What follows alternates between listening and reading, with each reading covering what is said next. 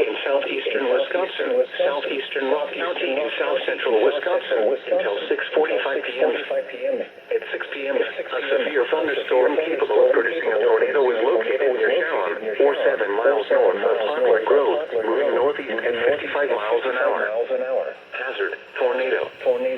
Source, radar indicated rotation. Impact, flying debris will be dangerous to those caught without shelter. Mobile homes will be damaged or destroyed. Damage to roofs, windows, and vehicles will occur. Tree damage is likely.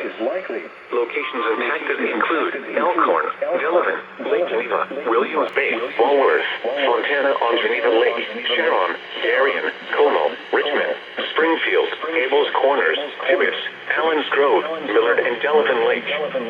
Take cover now. Move to a basement or an interior room on the lowest floor of a sturdy building. Avoid windows.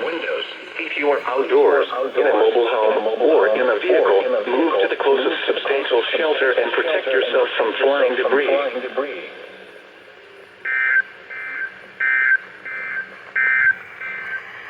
This is the NOAA Weather Radio KZ.